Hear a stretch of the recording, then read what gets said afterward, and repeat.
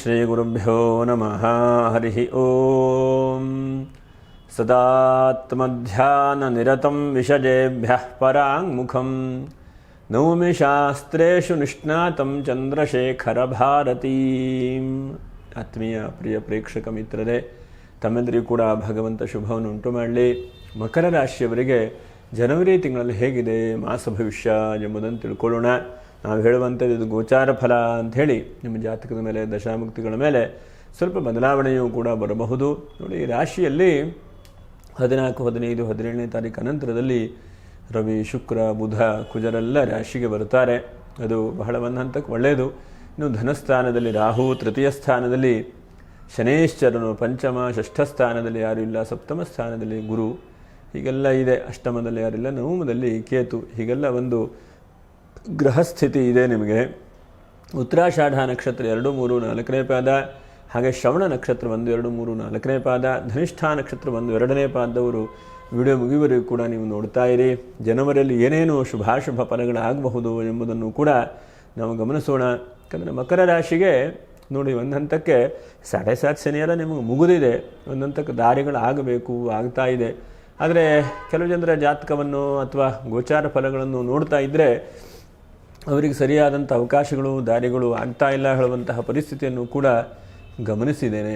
ಹಾಗಾಗಿ ಉತ್ತಮವಾದಂಥ ಫಲಗಳನ್ನು ಭಗವಂತ ಅನುಗ್ರಹಿಸಲಿ ಅಂಥೇಳಿ ಭಗವಂತನನ್ನು ಪ್ರಾರ್ಥನೆ ಮಾಡ್ತಾ, 1ನೇ ತಾರೀಕಿಗೆ ಪ್ರದೋಷ ಇದೆ. ಹಾಗೆ 2ನೇ ತಾರೀಕಿಗೆ ಮತ್ತು 3ನೇ ತಾರೀಕಿಗೆ ಬನದ ಹುಣ್ಣಿಮೆ, ಸತ್ಯನಾರಾಯಣ ಸ್ವಾಮಿ ಪೂಜೆ ಮಾಡುವಂಥದ್ದು. 6ನೇ ತಾರೀಕಿಗೆ ಸಂಕಷ್ಟರ ಚತುರ್ಥಿ, 7ನೇ ತಾರೀಕಿಗೆ ತ್ಯಾಗರಾಜ ಸ್ವಾಮಿಗಳ ಆರಾಧನೆ, 14ನೇ ತಾರೀಕಿಗೆ ಮಕರ ಸಂಕ್ರಾಂತಿ ಮತ್ತು ಧನುರ್ಮಾಸದ ಪೂಜೆ ಸಮಾಪ್ತಿ ಆಗುವಂಥದ್ದು. 15ನೇ ತಾರೀಕಿಗೆ ಉತ್ತರಾಯಣ ಪುಣ್ಯಕಾಲ.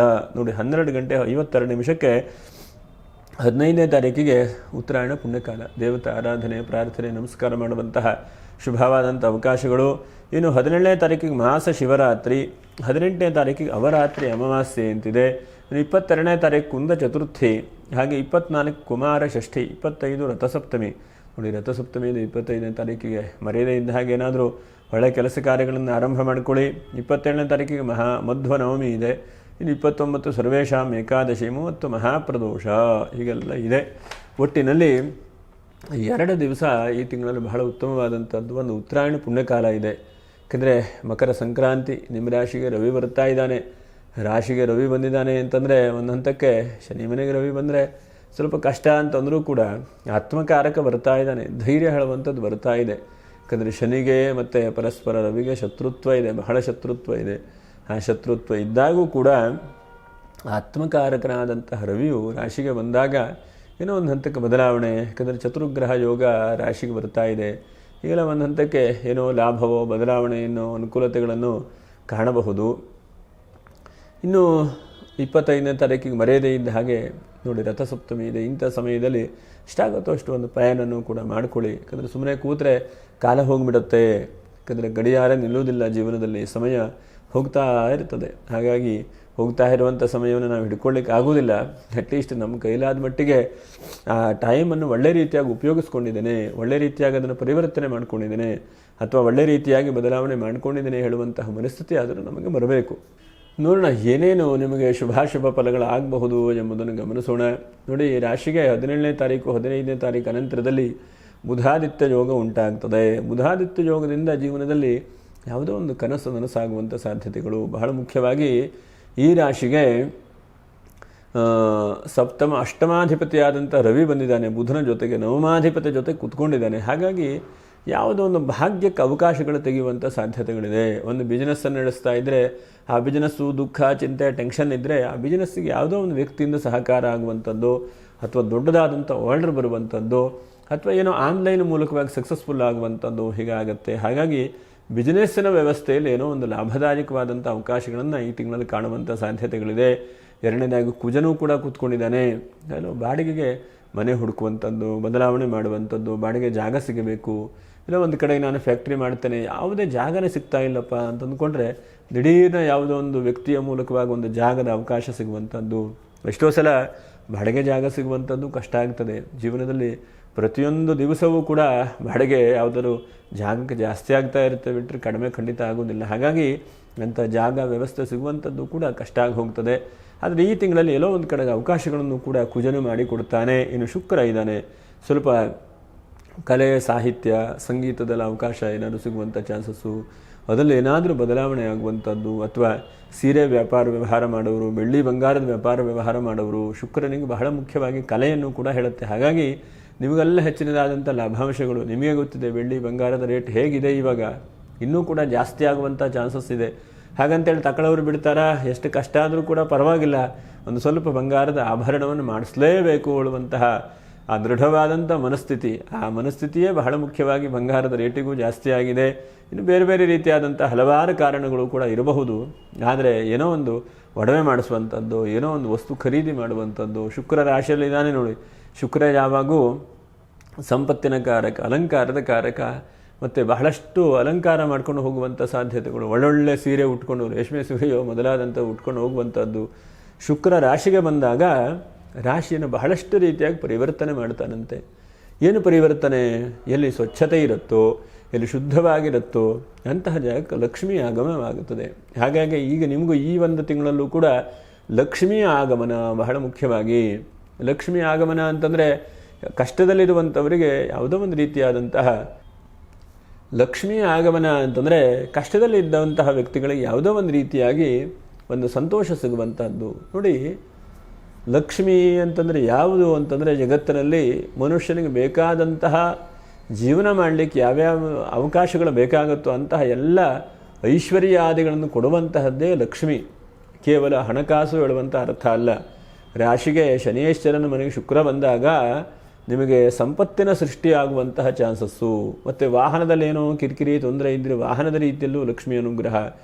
ಯಾಕಂದರೆ ಲಕ್ಷ್ಮಿ ಅಂತಂದರೆ ಕೇವಲ ಹಣಕಾಸು ಹೇಳೋದನ್ನು ನಾವು ತಲೆಯಿಂದ ಫಸ್ಟ್ ತೆಗೆದುಹಾಕ್ಕೊಡ್ಬೇಕು. ಮನುಷ್ಯನು ಬಹಳ ಸುಂದರವಾಗಿ ಮಾತಾಡ್ತಾ ಇದ್ದಾನೆ, ಬಹಳ ಸುಂದರವಾಗಿ ಆ್ಯಕ್ಟಿಂಗ್ ಮಾಡ್ತಾ ಇದ್ದಾನೆ, ಬಹಳ ಸುಂದರವಾಗಿ ನೃತ್ಯ ಮಾಡ್ತಾ ಇದ್ದಾನೆ, ಬಹಳ ಸುಂದರವಾಗಿ ಹಾಡ್ತಾ ಇದ್ದಾನೆ ಅಂತಂದರೆ ಅದು ಕೂಡ ಲಕ್ಷ್ಮಿಯ ಪ್ರಾಪ್ತಿಯೇ. ಯಾಕಂದರೆ ಶುಕ್ರನ ಕಾರಕತ್ವವೇ ಹಾಗೆ. ಎಲ್ಲ ಸುಂದರವಾದದ್ದನ್ನು ನಿರ್ಮಾಣ ಮಾಡುವಂಥದ್ದು. ಒಂದು ಬಹಳ ಮುಖ್ಯವಾಗಿ ಬಹಳ ಚೆನ್ನಾಗಿ ಪೇಂಟಿಂಗ್ ಬರೀತಾ ಇದ್ದಾನೆ, ನೋಡಿದ್ರೆ ಎಷ್ಟು ಖುಷಿ ಆಗುತ್ತೆ. ನಿಮ್ಮನ್ನು ಇದ್ದ ಹಾಗೆ ಅವನು ಬಿಡಿಸಿಬಿಡ್ತಾನೆ ಅಂತಂದರೆ ಅಷ್ಟು ಕ್ಲೀನಾಗಿ ಆಗತ್ತೆ. ಹಾಗೆ ಆ ಶುಕ್ರನು ಮನುಷ್ಯನಿಗೆ ಬೇಕಾದಂತಹ, ಈ ಜೀವಿತಕ್ಕೆ ಬೇಕಾದಂತಹ ಎಲ್ಲವನ್ನು ಭೋಗವನ್ನು ಕೂಡ ಶುಕ್ರ ಕೊಡುತ್ತಾನೆ. ಹಾಗೆ ಶುಕ್ರ ವೈರಾಗ್ಯ ಕೊಡುವುದಿಲ್ಲ ಅಥವಾ ಮೋಕ್ಷ ಕೊಡುವುದಿಲ್ಲ. ಶುಕ್ರ ಅಂತಹ ಜ್ಞಾನ ಕೊಡುವುದಿಲ್ಲ. ಬುಧನಿಗೆ ಜ್ಞಾನಕಾರಕ ಅಂತಂದರು, ಗುರುವಿಗೆ ಜ್ಞಾನಕಾರಕ ಅಂದರು, ಶುಕ್ರನಿಗೆ ಭೋಗಕಾರಕ ಅಂತಂದರು. ಹಾಗಾಗಿ ಈ ತಿಂಗಳಲ್ಲಿ ನಿಮಗೆ ಬೇಕಾದಂತಹ ಅನುಭವಿಸಲಿಕ್ಕೆ ಯಾವ್ಯಾವ ವ್ಯವಸ್ಥೆಗಳು ಬೇಕಾಗುತ್ತೋ, ನಾ ಕಾರ್ ಚೆನ್ನಾಗಿರುವಂಥ ಕಾರನ್ನು ನಾನು ಡ್ರೈವಿಂಗ್ ಮಾಡ್ಕೊಂಡು ಹೋಗಬೇಕಪ್ಪ ಅಂತ ಹೇಳುವಂತಹ ಒಂದು ಮನಸ್ಥಿತಿ ಇದ್ದರೆ ಅಂತಹವನ್ನು ಶುಕ್ರ ಕೊಡ್ತಾನೆ. ಮನೆಯಲ್ಲೆಲ್ಲ ಫ್ಯಾನೆಲ್ಲ ಕೆಟ್ಟು ಹೋಗಿದೆ ಅಥವಾ ಹಾಗಾಗಿದೆ ಹೀಗಾಗಿದೆ, ಪೇಂಟಿಂಗೇ ಆಗಿಲ್ಲ, ಮನೆಯೆಲ್ಲ ಶುದ್ಧಿ ಮಾಡಿಬಿಡೋಣ ಅಂತಂದ್ರೆ ಅದಕ್ಕೂ ಕೂಡ ಅವಕಾಶ ಆಗುತ್ತೆ. ಹಾಗಾಗಿ ಒಟ್ಟಿನಲ್ಲಿ ಇದನ್ನೆಲ್ಲ ಏನಕ್ಕೆ ಹೇಳ್ತಾ ಇದ್ದೇನೆ ಅಂತಂದರೆ ಸಂತೋಷವನ್ನು ಶುಕ್ರ ಕೊಡ್ತಾನೆ ಹೇಳುವಂಥ ಉದ್ದೇಶ. ಅಂತಹ ಶುಕ್ರನು ಸಂತೋಷವನ್ನು ಕೊಡ್ತಾನೆ. ಅದು ಬಹುಶಃ ಒಂದು 12ನೇ ತಾರೀಕು 15ನೇ ತಾರೀಕು ಅನಂತರದಲ್ಲಿ ಆಗುವಂಥ ಸಾಧ್ಯತೆಗಳಿದ್ದಾವೆ. ಹಾಗೆ ಬಿಸ್ನೆಸ್ಸಲ್ಲೂ ಕೂಡ ವೃದ್ಧಿಯಾಗುವಂಥ ಸಾಧ್ಯತೆಗಳಿದ್ದಾವೆ. ಇನ್ನು ಅನಂತರದಲ್ಲಿ ಕುಜನಿಂದ ನಾವು ಚಿಂತನೆ ಮಾಡುವಂಥದ್ದು ಭೂಮಿ ವ್ಯಾಪಾರ ವ್ಯವಹಾರ ಮಾಡೋರು, ರಿಯಲ್ ಎಸ್ಟೇಟ್ ಅವರು. ಯಾಕಂದರೆ ನಿಮ್ಮ 7.5 ಶನಿ ಮುಗಿದಿದೆ. ಎಷ್ಟೋ ಜನಕ್ಕೆ 7.5 ಶನಿ ಇದ್ದಾಗೆ ಚೆನ್ನಾಗಿತ್ತು ಅಂತಲೂ ಕಮೆಂಟ್ ಬಹಳಷ್ಟು ಜನ ಮಾಡಿದಿರಿ. ಆದರೆ ಗ್ರಹಸ್ಥಿತಿ ನೋಡ್ಲಿಕ್ಕೆ ಹೋದರೆ ಆ ದುಃಖ, ಆ ಚಿಂತೆಗಿಂತ ಈಗ ನಿಮಗೆ ಬದಲಾವಣೆ ಆಗಿದೆ ಅಂತ ಹೇಳಿ ಅನಿಸ್ತದೆ. ಯಾಕಂದರೆ ಚಿಂತೆ ಟೆನ್ಷನ್ ಇಲ್ವೋ ನಿಮಗೆ? ಇದೆ, ಎಲ್ಲ ಥರದಲ್ಲೂ ಕೂಡ ಚಿಂತೆ ಟೆನ್ಷನ್ ಇದೆ. ಅಂತಹ ಚಿಂತೆ ಟೆನ್ಷನ್ ಇದ್ದಾಗೂ ಕೂಡ ನಿಮಗೆ ಹೆಚ್ಚಿನದಾದಂಥ ಅವಕಾಶಗಳನ್ನು ಭಗವಂತ ನೀಡ್ತಾ ಇದ್ದಾನೆ. ತಪ್ಪಿಸ್ಕೊಳ್ಳಿಕ್ಕೆ ಹೋಗಬೇಡಿ. ಧನಸ್ಥಾನದಲ್ಲಿ ರಾಹು, ವಿದೇಶದಿಂದ ಹಣಕಾಸು ಬರುವಂಥದ್ದು, ಉದ್ಯೋಗ ಕಳ್ಕೊಂಡಂತಹ ವ್ಯಕ್ತಿಗಳಿಗೆ ಉದ್ಯೋಗ ಸಿಗುವಂಥದ್ದು. ಎಷ್ಟೋ ಸಲ ಉದ್ಯೋಗ ಇಲ್ಲ ಅಂಥೇಳಿ ಒದ್ದಾಡ್ತಾ ಇರ್ತೀರಿ, ಎಲ್ಲ ಒಂದು ಕಡೆ ಉದ್ಯೋಗ ಸಿಗುವಂಥದ್ದು, ಮಹಾತ್ಮರ ಅನುಗ್ರಹ ಆಗುವಂಥದ್ದು. ತೀರ್ಥಕ್ಷೇತ್ರಗಳ ದರ್ಶನ, ಇದು ಬಹಳ ಮುಖ್ಯವಾಗಿ ಗಮನಿಸಬೇಕು. ತೀರ್ಥಕ್ಷೇತ್ರಗಳ ದರ್ಶನ ಆಗ್ತದೆ. ಷಷ್ಠರಾಶಿಯಲ್ಲಿ ಗುರು ಇದ್ದಾಗ ಧರ್ಮಕ್ಷೇತ್ರ, ತೀರ್ಥಕ್ಷೇತ್ರ, ಮಹಾತ್ಮರ ಅನುಗ್ರಹ ಈಗೆಲ್ಲ ಸಿಗುತ್ತದೆ. ಮತ್ತು ಒಳಗಡೆ ಇರುವಂಥ ಶತ್ರುಗಳು, ಹೊರಗಡೆ ಇರುವಂಥ ಶತ್ರುಗಳು, ಎರಡೂ ರೀತಿಯಾದಂಥ ಶತ್ರುಗಳು ಕೂಡ ಸ್ವಲ್ಪ ದೂರ ಆಗುವಂಥ ಸಾಧ್ಯತೆಗಳು. ರಾಶಿಯಲ್ಲಿ ಬುಧ ಕೂತ್ಕೊಂಡಿದ್ದಾನೆ. ಹಾಗಾಗಿ ನಿಮ್ಮ ಮನಸ್ಥಿತಿ ಬಹಳ ಒಳ್ಳೆ ರೀತಿಯಾದಂಥ ಕೆಲಸವನ್ನು ಮಾಡ್ತಾ ಇದೆ. ಮನಸ್ಥಿತಿ ಹಾಗೆ ಕೂತ್ಕೊಂಡಿಲ್ಲ. ಏನೋ ಒಂದು ವೃದ್ಧಿ ಆಗುವಂಥದ್ದು, ಏನೋ ಕೆಲಸ ಮಾಡುವಂಥದ್ದು, ಏನೋ ಬದಲಾವಣೆ ಕೊಡುವಂಥ ಅವಕಾಶಗಳನ್ನು ಶುಕ್ರ ಕೊಡ್ತಾ ಇದ್ದಾನೆ, ಗುರುವು ಕೂಡ ಕೊಡ್ತಾ ಇದ್ದಾನೆ. ಇನ್ನು ಸ್ವಲ್ಪ ಒಂದು 5-6 ವಿಷಯದಲ್ಲಿ ಈ ತಿಂಗಳಲ್ಲಿ ಜಾಗ್ರತೆ ವಹಿಸ್ಕೊಳ್ಬೇಕು. ಒಂದು, ನೀರಿನ ವಿಷಯದಲ್ಲಿ ಜಾಗ್ರತೆ. ಹಾಗೆ ಎರಡನೆಯದಾಗಿ ತಂದೆ ತಾಯಿಯವರ ವಿಷಯದಲ್ಲಿ ಸ್ವಲ್ಪ ಜಾಗ್ರತೆ ವಹಿಸ್ಕೊಳ್ಬೇಕು. ಮೂರನೇದಾಗಿ ಪ್ರಯಾಣ ಮಾಡ್ತೀರಿ ಅಂತೇಳಿ ಹೇಳಿದೆ, ಪ್ರಯಾಣದ ವಿಷಯದಲ್ಲಿ ಒಂಚೂರು ಜಾಗ್ರತೆ ತಕ್ಕ ಮಟ್ಟಿಗೆ ವಹಿಸ್ಕೊಳ್ಬೇಕು. ನಾಲ್ಕನೇದಾಗಿ ಫೈನಾನ್ಸ್ ವ್ಯಾಪಾರ ವ್ಯವಹಾರ ಮಾಡೋರು ಶುಕ್ರ ಬಂದಿದ್ದಾನೆ, ಯಾವುದೋ ಒಂದು ಬೇಕು ಅಂಥೇಳಿ ಬಿದ್ದ ದುಡ್ಡೆಲ್ಲ ಖರ್ಚು ಮಾಡುವಂಥದ್ದಲ್ಲ. ಈಗೇನೋ ತಕ್ಕ ಮಟ್ಟಿಗೆ ಅನುಕೂಲ ಸುಖ ಸಂತೋಷ ಕೊಟ್ಟಿರಬಹುದು, ನಾಳೆ ಕಷ್ಟ ಬರುವುದಿಲ್ಲ, ಹೇಳಲಿಕ್ಕಾಗೋದಿಲ್ಲ. ಅಂತಹ ಸಮಯ ಇದ್ದಾಗ ನಾವು ಕೂಡಿಟ್ಟಂತಹ ದುಡ್ಡು, ಇನ್ವೆಸ್ಟ್ಮೆಂಟ್ ಮಾಡಿದಂತಹ ದುಡ್ಡು ಅವಕಾಶ ಆಗುತ್ತೆ, ಒಳ್ಳೆ ಥರದಲ್ಲಿ ಆಗುತ್ತೆ. ಹಾಗಾಗಿ ನೀವು ಖರ್ಚು ಮಾಡುವಾಗ ಬಹಳ ಮುಖ್ಯವಾಗಿ ಎಷ್ಟು ಬೇಕೋ ಅನಿವಾರ್ಯ ಇರುವಂಥದ್ದಕ್ಕೆ ಖರ್ಚು ಮಾಡಿ, ಮಿಕ್ಕಿರುವಂಥದ್ದಲ್ಲೆಲ್ಲ ಹೂಡಿಕೆ ಮಾಡಿ. ಹಿಂದೆ ನೀವು ನೋಡಿದಿರಿ ಎಷ್ಟು ಕಷ್ಟಪಟ್ಟಿದ್ದೀರಿ, ಹಿಂದೆ ನಾವು ಹೇಳಬಾರ್ದು, ಹಿಂದೆ ನೋಡಿದಂತಹ ದಾರಿಯನ್ನು ಮರುಕಳಿಸಿ ಹೇಳಬಾರ್ದು ಅಂತ. ಹಾಗಾಗಿ ಒಳ್ಳೆಯದಾಗಲಿ, ಒಳ್ಳೆಯ ಅವಕಾಶಗಳು ಸಿಗಲಿ ಅಂತ ಹೇಳ್ತಾ, ಭಗವಂತನ ಅನುಗ್ರಹದಿಂದ ಮಂಗಲವಾಗಲಿ ಅಂತ ಹೇಳ್ತಾ, ನಕ್ಷತ್ರ ಪರಿಹಾರಗಳು ಏನು ಎಂಬುದನ್ನು ಕೂಡ ನಾವು ತಿಳ್ಕೊಳ್ಳೋಣ. ನೋಡಿ, ಉತ್ತರಾಷಾಢ ನಕ್ಷತ್ರ 2, 3, 4ನೇ ಪಾದ ಎಷ್ಟಾಗುತ್ತೋ ಅಷ್ಟು ಸಂಕ್ರಾಂತಿ 14ನೇ ತಾರೀಕು ಧನುನ ಮಾಸ ಪೂಜೆ ಸಮಾಪ್ತಿ. ಆ ದಿವಸ ನೀವು ಸಾಧ್ಯವಾದರೆ ಈಶ್ವರನ ದೇವಸ್ಥಾನಕ್ಕೋ ವಿಷ್ಣು ದೇವಸ್ಥಾನಕ್ಕೋ ಹೋಗಿ ಪ್ರದಕ್ಷಿಣೆ ಮಾಡಿ ಶ್ರದ್ಧೆಯಿಂದ ನಮಸ್ಕಾರ ಮಾಡಿ. ಯಾಕಂದರೆ ಒಂದು ತಿಂಗಳಲ್ಲಿ ಎಲ್ಲ ದಿವಸವೂ ಮಾಡಿದ್ರೆ ಇದ್ರೆ ಸಂತೋಷ, ಒಂದು ದಿವಸ ಆದರೂ ಕೂಡ ಸಂಕ್ರಾಂತಿ ಸಮಯದಲ್ಲಿ ನೀವು ಭಕ್ತಿಯಿಂದ ಪೂಜೆ ಮಾಡಿ, ಪುನಸ್ಕಾರವನ್ನು ಮಾಡಿ, ಭಗವಂತನನ್ನು ಬೇಡ್ಕೊಳ್ಳಿ. ಭಗವಂತ ನನಗೆ ಅನುಗ್ರಹ ಮಾಡು, ಅನೇಕ ರೀತಿಯಾದಂಥ ತೊಂದರೆ ತಾಪತ್ರೆಗಳು ನನಗಿದ್ದಾವೆ, ಅದನ್ನೆಲ್ಲ ನಿವೃತ್ತಿ ಮಾಡು ಅಂಥೇಳಿ ಬೇಡ್ಕೊಳ್ಳಿ. ಇನ್ನು ಶ್ರವಣ ನಕ್ಷತ್ರ ಉತ್ತರಾಯಣ ಪುಣ್ಯಕಾಲ 15ನೇ ತಾರೀಕಿಗೆ ಸಾಧ್ಯವಾದರೆ ತೀರ್ಥಕ್ಷೇತ್ರ ದರ್ಶನ, ತೀರ್ಥ ಸ್ನಾನಗಳನ್ನು ಮಾಡುವಂಥದ್ದು, ಜಪಗಳನ್ನು ಮಾಡುವಂಥದ್ದು, ನಾಮಸ್ಮರಣೆ ಮಾಡುವಂಥದ್ದು, ಹರಿನಾಮಸ್ಮರಣೆ ಗುರುನಾಮಸ್ಮರಣೆಯನ್ನು ನಾವು ಸದಾಕಾಲ ಮಾಡ್ತಾ ಇರಬೇಕು. ಹಾಗೆ ಮಾಡ್ತಾ ಇದ್ದಾಗ ಎಲ್ಲ ರೀತಿಯಾದಂಥ ಸೌಖ್ಯಗಳು ಲಾಭಗಳನ್ನು ಕೂಡ ಭಗವಂತ ನೀಡ್ತಾನೆ. ಎಷ್ಟೋ ಸಲ ನಾವು ಅಂತಹದ್ದನ್ನು ಮಾಡೋದಿಲ್ಲ, ಸಂಕಟ ಬಂದಾಗ ವೆಂಕಟರಮಣ ಅಂತ ಅಂದ್ಕೊಳ್ತೇವೆ. ಹಾಗೆ ಆಗಬಾರ್ದು. ಹಾಗಾಗಿ ಯಾವಾಗೂ ಕೂಡ ನಮ್ಮ ಕಷ್ಟ ಇರಲಿ, ನಷ್ಟ ಇರಲಿ, ಲಾಭ ಇರಲಿ, ನಮ್ಮ ಕರ್ತವ್ಯವನ್ನು ಭಗವಂತನ ಆರಾಧನೆ ಮಾಡ್ತಾ ಬರಬೇಕು, ನಿಲ್ಲಿಸಬಾರ್ದು. ಇನ್ನು ಧನಿಷ್ಠ ನಕ್ಷತ್ರ 1, 2ನೇ ಪಾದ ನೀವು ಸ್ವಲ್ಪ ಹೋರಾಟ ಮಾಡಿ, ಏನಾದರೂ ಒಂದು 25ನೇ ತಾರೀಕಿಗೆ ನೂತನವಾದಂಥ ಪ್ಲ್ಯಾನ್ ಮಾಡೋ ಒಂದು ಕೆಲಸ ಶುರು ಮಾಡಿ, ನಿಮಗೆ ಸಕ್ಸಸ್ಫುಲ್ ಆಗುವಂಥ ಸಾಧ್ಯತೆಗಳಿದ್ದಾವೆ.